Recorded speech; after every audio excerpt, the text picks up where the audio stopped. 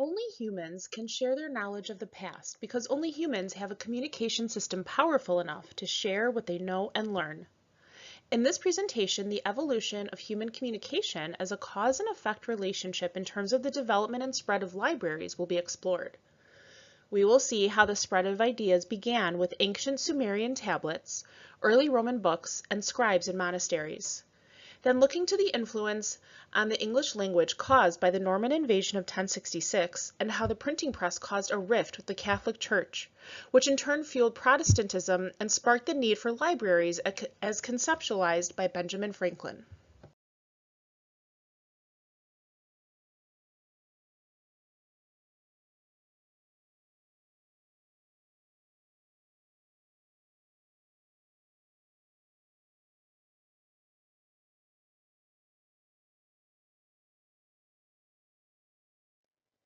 $350,000 years ago, human expression began with the use of color to mark objects and skin.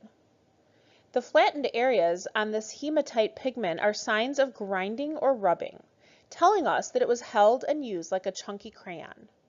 With pigments, our ancestors marked objects and possibly their own skin. Colors were symbols by which they identified themselves and their group. 100,000 years ago, humans began to make their identities unique with the use of jewelry. 77,000 years ago, objects found reflect the use of organized markings, thought to be recordings of pertinent information. 8,000 years ago, humans began to use symbols to represent words and ideas.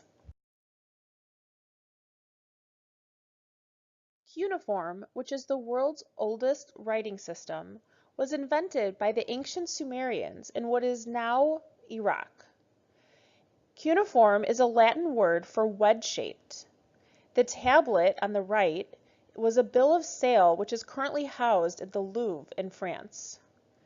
One of the major Sumerian cities of Uruk, which had a population between 40 to 80,000 people, is pictured on the left. With the development of writing, humans gained the ability to convey increasingly complex beliefs, hopes, fears, and insights about existence. Writing then enabled humans to convey larger quantities of information to a bigger audience and preserve knowledge for generations.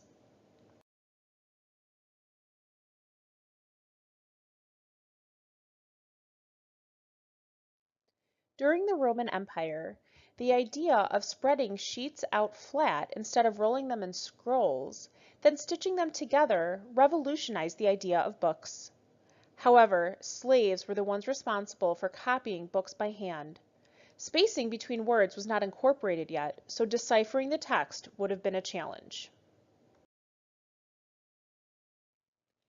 Many of the large temples in ancient Greece housed libraries and archives, as seen here in Athens. The great philosopher Aristotle had students known as peripatetics. They were known this way because they discussed great ideas as they walked. He then founded the peripatetic school. Aristotle systematically organized the information in the school's library for the purpose of pursuing scientific research. This was the basis for the Library of Alexandria. The Library of Alexandria was founded due to the knowledge gained by Alexander the Great.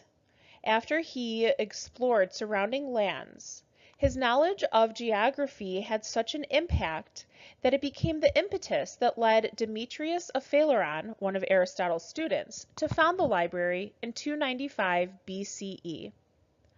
Reports of the number of books that were collected vary from 200,000 to 700,000. But sadly, it is believed that the library and its contents were destroyed by a fire somewhere between 20 to 48 BCE. The way humans communicate both now and in the past is directly related to the spread of ideas. This evolution could not have taken place without the invention of the printing press to have a faster and cheaper method of reproducing books and manuscripts.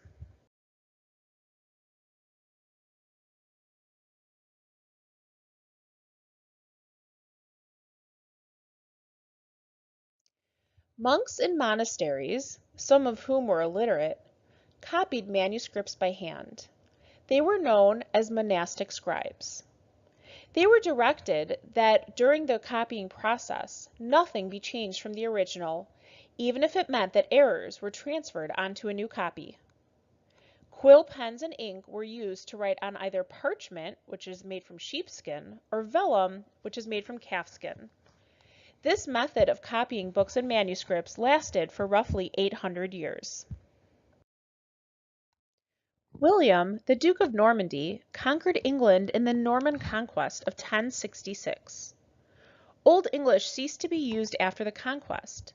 Many scribes were now French and changed the method of spelling to a more phonetic approach with some sounds derived from the French language. Writing became the norm in governmental documents, whereas before it was used mostly for the purposes of the church. London English rose in popularity due to its role in public institutions. With the rise of schools, documents written in London English spread rapidly along with literacy. Formerly a goldsmith, Gutenberg invented the printing press in the mid-15th century. By 1455, he had printed almost 200 copies of what is known as the Gutenberg Bible. Making copies of manuscripts became far easier than doing so by hand for centuries before. The ease and cost with which books were now available helped increase literacy rates substantially. After the spread of Gutenberg's printing press, the Catholic Church began to view the potential of the press as a threat to their influential abilities. In 1487, Pope Innocent VIII mandated that the Church approve all books before they were to be published. One of the forbidden texts was the publication of the Bible in any language other than Latin.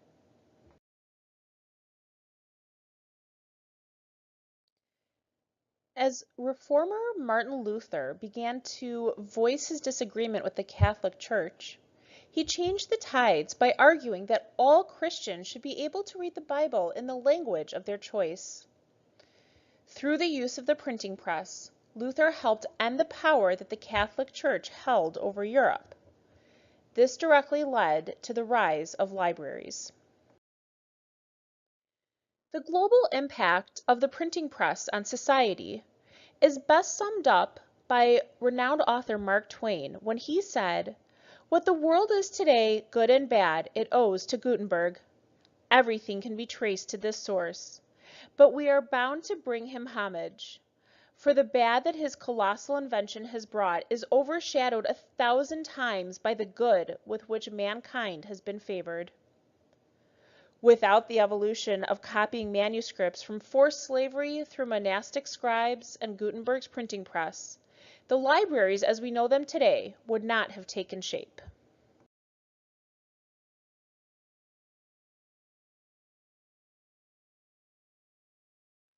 Due to the fact that Bibles were, quote, central to American thinking, they were likely the only books in a household during colonial times.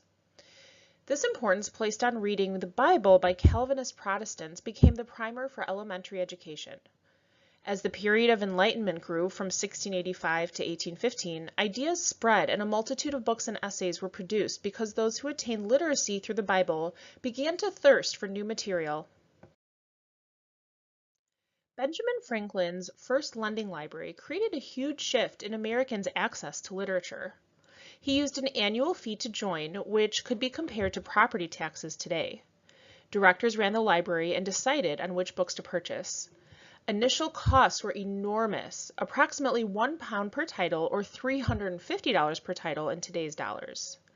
After 10 years, the library company owned 375 titles. Very few of those were religious in nature.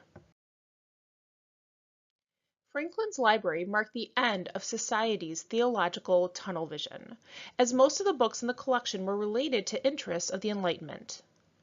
This marked the first time that a library built its collection on the wants and needs of its members and readers rather than by the superimposition of a plan from a higher authority.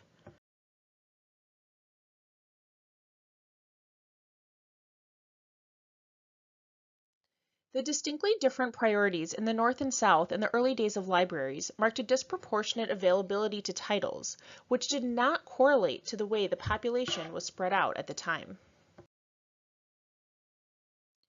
The library movement was inextricably tied to the growth of women's organizations and eventual attaining of suffrage.